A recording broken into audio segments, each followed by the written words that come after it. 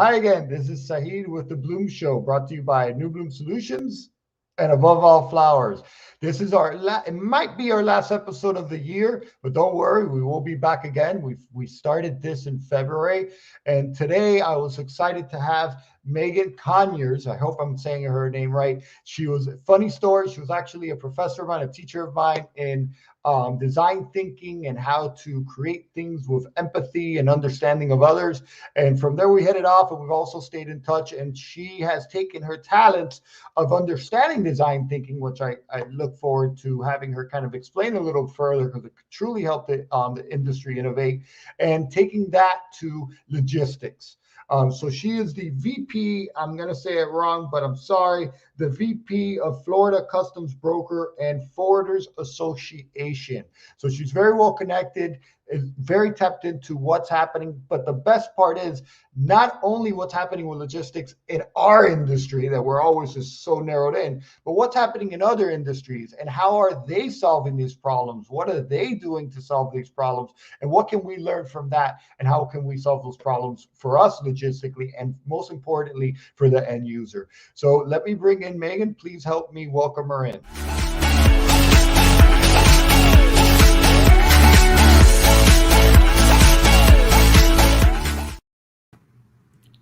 Hi, Megan.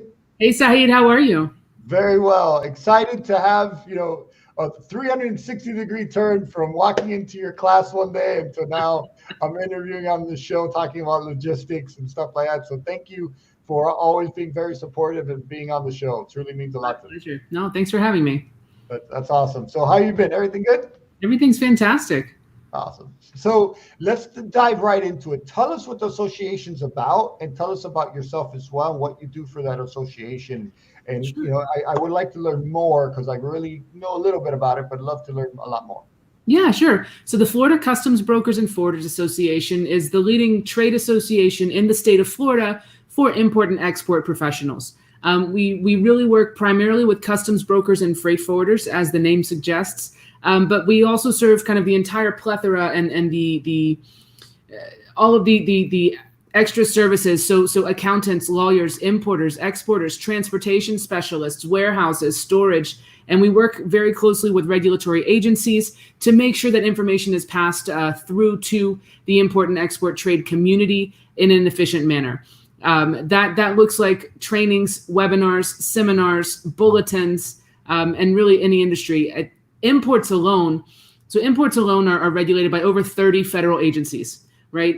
So coming into the United States, you have over 30 agencies looking at that, which means at any given time, you can start to get one directive from one agency and then a completely different one from another, and have to comply with both of them, right? So it's a very, very niche and very complex job. And so we work to try and make that a little bit more simple for our constituents, for our members, and the surrounding community. We work statewide, and so we also host networking events and community building events throughout the community, so that people in Jacksonville, the Northeastern Corridor, when you have Central Florida, Tampa, the west coast of the state, the Panhandle, making sure that everybody has access to the resources that they need in order to be able to grow their business, right? So because it's such a regulated industry, international trade, there's so many changing parts. And so what our membership and our resources look like change from day to day. And so we work with educational institutions, with other industry players such as yourself, AFIF, the floral importers, and any others, to make sure that they have the resources to make wise decisions on the go as they're building a business and growing trade. How can more floral importers and or wholesalers in Miami, because the model is very different in Miami to nationwide, participate or benefit from this association? Sure. So there's so many ways. One is just signing up to our newsletter, right? So we send out things on perishables and things happening in perishables trade, sometimes very specific to floral trade, depending on what's coming down from different agencies at the time. So our newsletter is one of those resources. And then as a member, you would also get access to other customs brokers and forwarders to see if you need to understand how to better clear your flowers, or to have a more streamlined process. Things like that could come in handy, and be able to build your network, right? Especially smaller companies. 85 to 90% of the international trade of the import and export businesses in Florida are small businesses, right? So these are family run, family operated, and sometimes brand new, sometimes generations old. And so we have that whole range, but being able to build out a team without having to hire every single person as an employee is sometimes extremely beneficial to a business. And so through the association, you can also network and find different resources, such as a customs broker, a warehouse, transportation, fumigation, you name it, we can help you hunt it down. That's neat. So you're a solutions-driven company, basically. It's Absolutely. a solutions-driven association. Yep. Right. That's right up my alley. So question for you, and it's the hot topic now. What is up with logistics right now? What are the main issues? If you were to narrow it down to 3 issues, what are they? And can you find us solutions? Sure. So congestion seems to be the ongoing term that we're hearing everywhere, whether it's at the airport, the seaport, West Coast, East Coast. We're seeing a ton of congestion. And that is, everybody is always trying to point fingers and say, it's not my fault. And so we're having a lot of conversations and brokering a lot of conversations, especially between our major seaports here. So Port Miami, Port Everglades, even Jacksport, Port Tampa Bay, the regulatory agencies, the terminal operators, some of our drivers and transportation companies, and then our warehouses, importers, and brokers who are receiving all of that cargo. Okay. What we're seeing is that, let's say a terminal goes the extra mile to open extra hours, but you can only go so far if you can pick up a container from the port at 4:30 in the afternoon, but your warehouse isn't receiving after 2:30 p.m., that's a box that's just sitting, and that's wasted time, money, and resources, right? We have so we're working on conversations to be able to have everybody put their part in to help streamline the flow of cargo, whether it's ingoing or outgoing.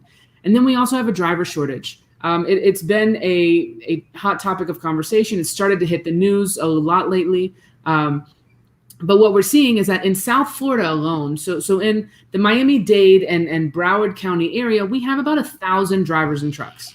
Okay, so that helps us with some of it. But if you have in one port alone, so in Port Miami, you can have 6,000 containers coming in a given week, right? Even if each of those drivers does one turn a day, so then you're picking up 5,000 containers a week, you still have a surplus of over 1,000 boxes, right? And so drivers and resources is another situation that we're dealing with and trying to get through that challenge. So if you have a CDL license, if you know somebody who has a CDL license, who has a truck or equipment, who is looking to actually get through to the business, send them our way. Let's connect them with these loads. Let's start getting drayage and let's start moving boxes out of the port so that there's more space to receive the extra cargo that's coming in. And then there's more time and money being made on all ends, because the more boxes move, the more money everyone makes at the end of the day.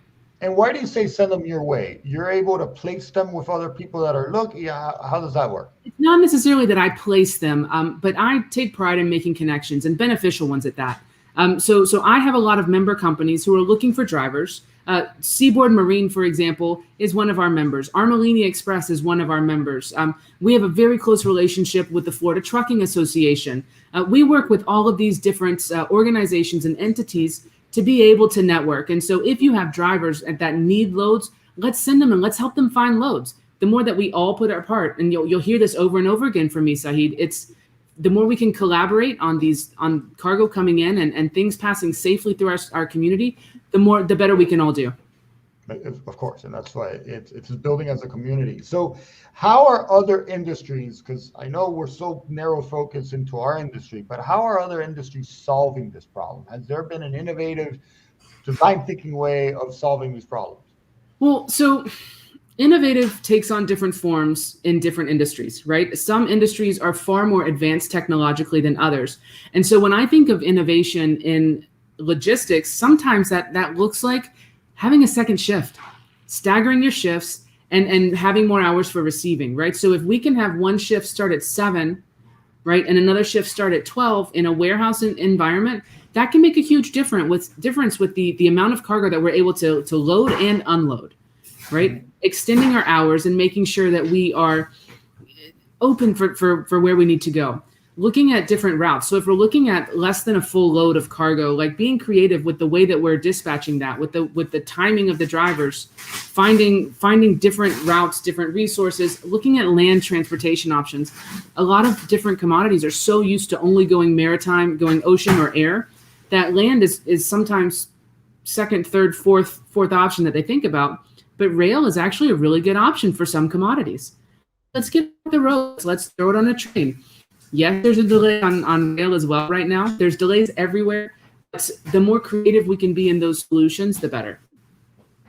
Gotcha. And so, but again, those solutions cost time or money, correct? Because I also want to, because florists might be watching, yeah, that's exactly what you need to do. Don't charge me more. But those solutions, if they find a solution, that's going to actually at some point increase cost as well, or am I misspeaking? It depends, and we don't really know how far it's going. I mean, eventually it's going to hit consumers, right? Every single level of movement is coming with its own surcharges and additional fees. We're seeing trucks and dray companies charge a congestion surcharge. We're seeing terminals have to charge extra demurrage and detention because there's so much cargo at the ports that they don't have enough time to, it's just not moving fast enough. Now, the point of some of these fees from a regulatory standpoint is to incentivize the move of cargo, right? The safe and secure movement of cargo. Mm-hmm. As soon as it starts to impede that, then those fees start to be counterproductive, right? Because then you're breaking, you're stopping the flow. But if you can incentivize somebody by saying, you know what, you're running up $200 a day, the more your cargo sits here, then hopefully they'll move it quicker, right? But that's going to be passed down. So I see customs brokers charging congestion charges now. I see terminals charging it. I see trucks charging it. I see warehouses charging different fees because there's so much moving that we have to either monetize it or ignore it. And we simply can't ignore it anymore, right? Yeah, it's catching up with us. So I see a couple of people are watching. Please feel free to ask questions. It helps me out, but also we get the specific questions that you're looking for and what might be solving your pain point. And now that I say pain point, I see you smiling. I know that we met through a great class, and I've taken a lot of that with me and wanted to almost become an advocate in the flower industry of how important design thinking and thinking with empathy. How can one explain that in your amazing way of explaining it?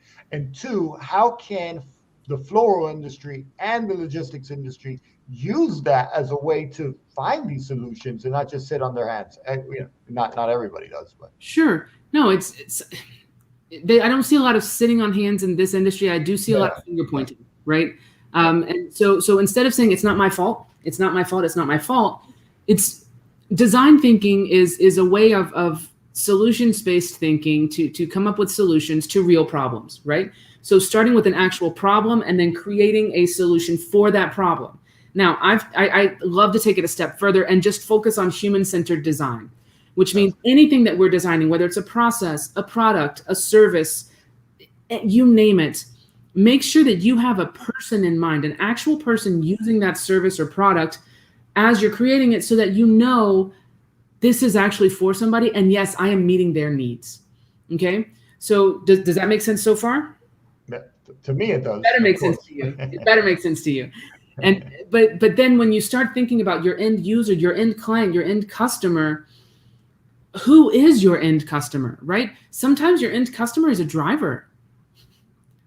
When you come up with hours at the port or at a terminal, who's going to be using those hours? Well, drivers are. When you have processes of processing boxes and TEUs through the port, who is that end user? Well, a lot of times it's going to be the truck. Now, the truck's end user, the driver's end user is maybe somebody completely different. Some people are shipping e-commerce or direct to consumer. So I'm seeing a lot of flower companies move into the direct to consumer space. I've ordered from several of them just to see what the experience is and understanding their processes because they're promising 2-day delivery. Now, when those flowers are coming from Ecuador as a bouquet, sometimes our courier service isn't exactly on time. And so when I'm ordering flowers for Mother's Day and the flowers arrive 3 days late, that's not a great experience for me as a user. And it's a kind of awkward experience for my mom. Yeah. She wants to tell you she got the flowers, but doesn't want to tell you she got the flowers. Exactly, because it shows up late. And so in that case, when you're a direct-to-consumer company, especially when it's something that's related to time-sensitive needs, which most flower deliveries are, when it's directly to consumer, then think about that. And let's do as much as we can to to hedge those bets. Maybe it means limiting what we're offering online so that we can have 3 or 4 different things, different options, but do those really well instead of having 20 or 30 different options and doing them kind of in a mediocre manner, right? That is the first thing. And a lot of companies that I've worked with in the past, they've tried to be everything to everyone. And it's really hard to be, if any of you are in a relationship and you've tried to be everything to that person and that's in the relationship with you, it doesn't work because you cannot be everything, right? Just like you cannot be everything. The person who sold me this pen or the company that made this Sharpie pen is not trying to sell to somebody who needs to use something other than indelible ink, right? Or somebody who wants a click pen. It's just to take the cap off, right? There's a product and there's a service for everybody, and there's a recipient or user for every service. Make sure you understand those users and their needs before you create and fill in all the blanks. I like what you said first. I'm hearing an echo. I'm sorry. I like what you said before, where you stated that your customer could also be your driver, right? And I see that as very important because sometimes we just try to look at the bottom line. So tell us a little bit more about how companies could look at their employees as customers in an empathetic way, and how to solve problems for them to be able to make a much better productive employee or get much better ROI. That's a really good question, Sahid. I know, especially in the floral industry, a lot of drivers are actually expected to offload the flowers from the back of the truck. Talk about that. That's a big topic. Right? Yeah. How easy or how difficult is it now to find a driver who's not only willing to drive the hours that you need them to drive to the places you need them to go, which are not always the most accessible warehouses or showrooms, but also they have to unload everything from the back of the truck. How can you make that? They're working twice. They're basically working twice. They're working twice. Yeah. And so thinking about packaging, thinking about the way that you are bringing in these products, because you know that somebody's going to have to hand load every single piece. And I'm not seeing a lot of younger drivers come into the industry right now. I don't know if you are. That's interesting. You're not seeing that. There's a lot of push to start to attract younger 18 and up drivers into the industry, but there's a lot of legal and liability concerns around that, right? So insurance, you have somebody brand new, 18 years old, who's responsible for everything that happens. It's a big risk. We pay enough. I've heard of the baby boomers coming up to save the day. They have to save something, right? And so it's bringing in and thinking about these other generations. Most drivers that I've seen are probably over the age of 40. I've seen a few that are in their 30s, but they're not exactly kids anymore. And so that's a very physical toll that you're talking about when you're talking about moving boxes back and forth on and off a truck. When you're the warehouse, the receiving warehouse, think about your ramp scenario. Think about what that actual transfer looks like and make sure it's as comfortable as possible. I know we're not in the business of hospitality or anything, but even just giving your driver a little snack or something to boost their morale, thank them for their services, being nice to them, right? They're one of your users. Even if you're in the warehouse, a driver is one of your users. So what does their experience look like as they are coming through your processes? And that goes down to your warehouse workers and the way, do they have the equipment that they need? Do they have the vests? Do they have access to the steel-toed boots or the training that they need to be able to learn to use the equipment in a better way? Is there better equipment that they could have? Do they have the hand jacks? Like, there's so many different things that you can think of when you're thinking about your manual labor staff. How can you help them do their job better? Not do their job well, that's their job. But how can you increase or improve their experience so that they love coming to work? That they're referring their friends. We need drivers. How do we get more? Well, let's phone a friend. Let's say, you know what, my buddy he's also got his CDL. Let's get him in, even if it's seasonal. So what is the trickle down effect of less drivers? Have you ordered anything from any major retailer recently? Yes. I tried to buy furniture. I have people dropping off furniture right now, actually. I tried to order some furniture from a different store, and they were telling me I would not get it until March. Okay, and that is truly a result of lack of drivers, or is it lack of logistics from international? It's coming down the entire supply chain. Okay. There are lack of drivers. I will see some of our members from the association try and dispatch containers from their warehouses. And because there's not enough drivers, that empty will not arrive to their warehouse until 11 or 12 at night. Right? Who's going to receive that box? If it's empty, it's okay. But will the driver leave the door open so that they can start loading immediately in the morning? Right? What about having drivers that have access to gensets or access to reefers? You know, we have a lot of perishable cargo coming through South Florida that needs to be temperature controlled. If you don't have enough drivers, you can't move it. I've seen stuff sit on the port and spoil. Yeah, that's normal. Yeah. You know, because it's not getting picked up. And that's either from the fees that are being charged, it's too expensive, or you don't have enough drivers. It takes too long to get it out of the port because there's processes in place that are not necessarily the most efficient yet.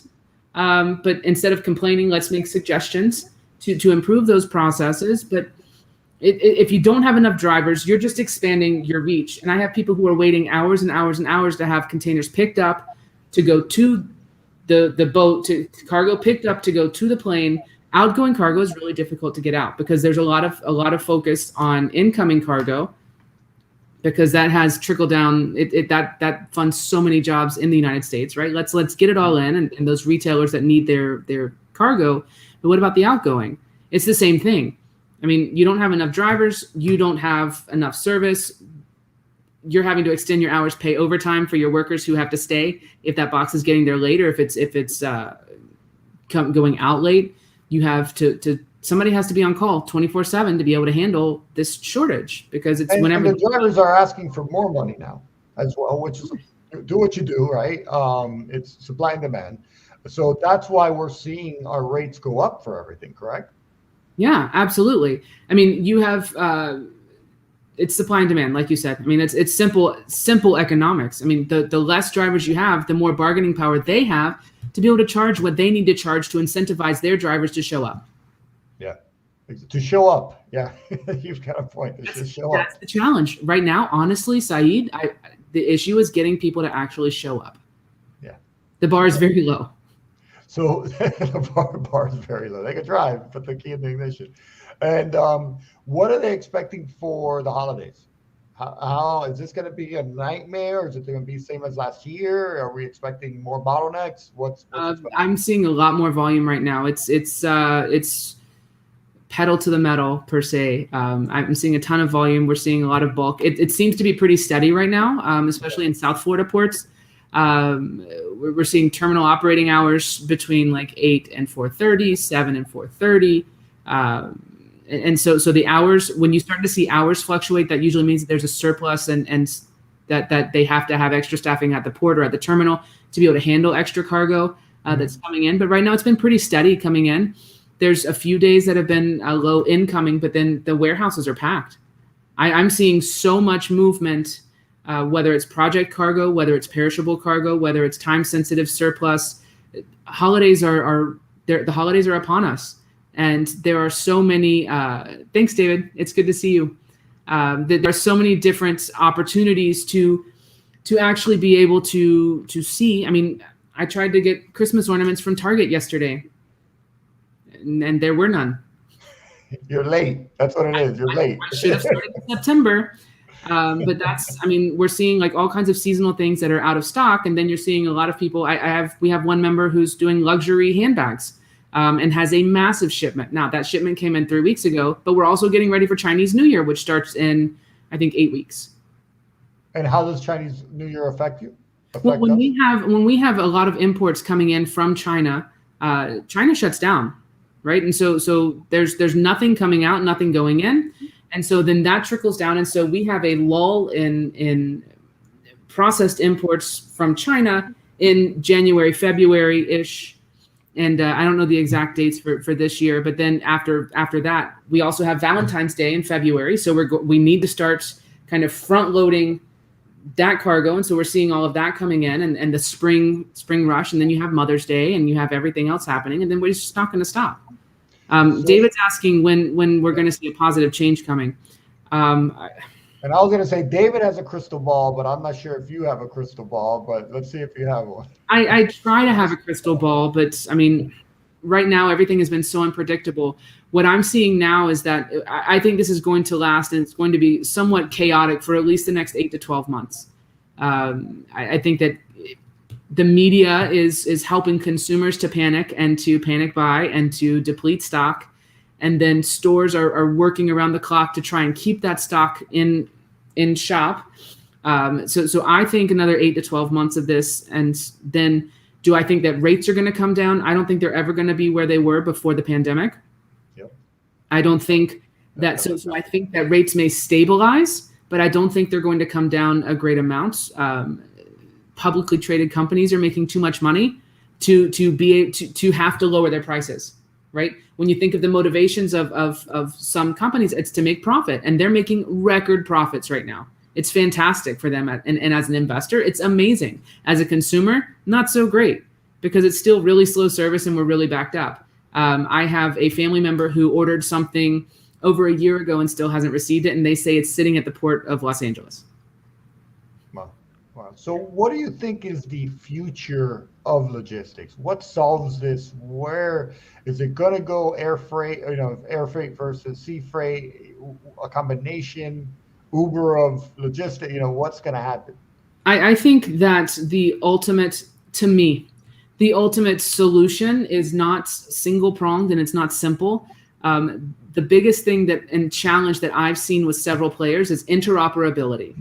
And that's a really big word to refer to everybody being able to speak to each other in the same systems, in the same languages. So what happens is that, for example, different terminals have different appointment systems, which is each terminal makes their own decisions. But when you make an appointment, when you're dispatching your driver to a different terminal, you have to make sure you're using the right system. And so imagine if all of those systems spoke to each other. Imagine if traffic lights and traffic flows were tuned to flow of cargo. Imagine if warehouse hours were tuned to flow of cargo. Imagine if stocking and staffing were all, the more we can actually just all speak the same language and relate to each other, the better. And so interoperability is a huge thing. Here's a question from Andrea Gris. It's a long one. So how would you advise educating customers, in my case, floor designers, with regards to these issues in a softer way when they ultimately just want the product they want? I think it can be overwhelming to most people who are not involved in the logistics industry. Yeah, I get that a lot. My mom still doesn't understand what I do. Same here. Everybody in the flower industry, same thing. Oh, you have a florist? No. But go ahead. Yeah, you're making flowers. I mean, I think that if you have designers, for example, and they're working with very demanding clients, usually, think about their end customers and try and put yourself in their end customers' shoes. It's an excellent question when you're not used to having to explain logistical issues, and you know that it's going to be perceived as an excuse in a lot of cases because they don't really care why it's not there. They just know what they want. And that I would take that back to limiting your options and your offerings, helping your floral designers to be able to niche themselves into things that they can control and try and limit the surprises to which they're subjecting their potential end users or clients, right? And so whether that's by a certain type of flower or certain types of arrangements, I know it can feel a little like funeral flowery. You know how funeral florists have a set number and set of arrangements, right? But thinking from that perspective, you can do option A or B. We can change the colors to this or that, but try and be a little bit flexible and try and just have them prepare their clients for flexibility. Maybe they pick 2 or 3 options that they're willing to go with instead of just one. If their heart's set on red roses, then their heart's set on red roses. But most clients, if you're looking at events, I think my assumption, and this would need to be tested with some of those users, but asking, as long as your flowers fit your parameters, which ones of these are okay? Gotcha. And I think Andrea as well, it's something that JetFresh did. One of the interviews that we had with Armelini, he shared it with his entire network to educate them. So sometimes using information like this, using information from Megan, using any tidbit of information and sending it to your client in an email, just a heads up, keeping updated. Here's a newsletter once a month. That gives you a way of saying it, but not saying it, letting someone else say it, which in turn will make them react because they're not hearing it from you as an excuse. They're hearing it from the entire industry. So my answer to that is share this link so that your customers can get it listening from an expert like Megan. Megan, you were going to say something? No, I was just going to say that you're exactly right. You hit the nail on the head. When it's coming from industry experts instead of me, it's better because it's not on me. It's coming from some sort of reputable organization or person. And so then it's like, oh, well, if expert so-and-so says it, then it must be true. Yeah, it's true. It's use those resources. And something you continue to say is communication, collaboration. And again, that's the magic wand. I wish, we all communicate through all sectors. My spiel that I've been saying for a long time now. And that comes to say is, if you think of the trucking agency not as a service but as a partner, the trucking agency thinks as their wholesalers as not as a customer but as a partner collaboration, and you think in that mentality, you come together and communicate, collaborate, solve problems together through design thinking or through other methods, I think it's just only going to make the industry stronger. What are your thoughts?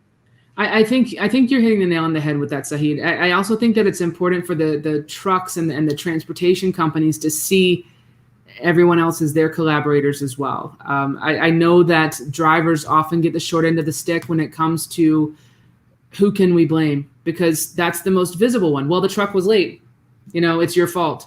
But understanding that there are so many different players and yes, coming from a sense of empathy as well for the truck, right? For a driver, if I'm carrying something, especially perishable cargo, I know that it's time sensitive. Yeah. Right. I know that we have shelf lives to worry about. We have temperature concerns to worry about. Let's just acknowledge those and let's communicate. Make sure that dispatch is communicating with account managers, and so account managers can give all of the information they need to give to the clients, so that you're coming, you're just going to be late, and they can prepare. It's really difficult when you have. Look, you can only go so far and you can only control so much traffic. And here it's very, very volatile. But just communicate. You can't over communicate when it comes to making sure that your clients and your users are prepared to deal with whatever they're going to have to deal with. And I was going to say that over communication, like just over communicate, bombard them with information, every minute if you can. Give them information if you're willing to do it on a consistent basis, because then they expect They'll tell you when it's too much. Yeah, they'll tell you when it's too much. Yeah, exactly.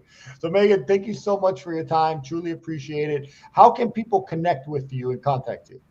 Sure. So I'm on LinkedIn. Megan Conyers, my name. I think it's on the bottom of the screen. I'm there. You can also check out FCBF.com. So that's Florida Customs Brokers Forwarders.com, where you'll find access to our newsletter and all of our resources, as well as information on joining the association should you think that would be a good fit. Our phone number is also on there. You're more than welcome to call or shoot me an email, a message. I will answer any question that you may have, or at least help you find somebody who can find the answer. Is there an email to contact you at? Sure. My email is Megan, my first name, MEGAN, @FCBF.com. Okay. This one right here, right? That's the one. All right. So Megan at FCBF.com if you're in the logistics industry, or if you're just needing logistics or wanting real answers to your questions because of your anxiety, and we get it. Reach out to Megan. She's super helpful, and like she said, she might even help you find an answer or solution to your issues, and that's what Megan does. So one of my inspirations for my business model was from her class, was finding solutions and doing things in a different way than just the old status quo, because that's all we knew how to do, right? So Megan, thank you so much for your time. Thank you so much for inspiration as well. And I appreciate you coming on here and sharing your wealth of information. I think we should do this again next year at some point to kind of an update in the industry. And let's see how our crystal balls did.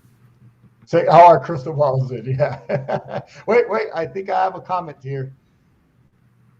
And the Kaplan says, great content for great information. Thank you, Dave. All right, Miss Megan. Thank you. Thank you again. Take care. So much, Sahid. I'll talk to you soon. Likewise. So again, great information. Loved catching up with Megan. I learned so much from her course. Also, keep an eye because that's if you're in the logistics industry, this is something that she does do is share and give education, but not the old traditional education. It's truly a new way of thinking empathetically and thinking of the solution in the customer's journey. But the great part is our customers are our clients. We are our own customers sometimes as well. So how do we think of problems that we might not even see and get them solved? And there you go, from the horse's mouth, an expert in the logistic industry that's very well connected of what truly is happening. So please feel free to share this with your clients. All you have to do is copy the link when you go to YouTube, share it with your clients, and as well, please remember to subscribe. It really helps us out, and you'll get an alert every time we do a cool show like this or another show. We're hoping maybe we're going to have a secret guest, a surprise guest coming out on in December, in late to mid-December, or maybe not. Maybe I take a break and we'll start this all over again starting next year with some great information. So thank you again to everybody that participated, that joined, that asked questions, and that was here. And thank you for your time. Thank you again to Megan. Appreciate it, everybody.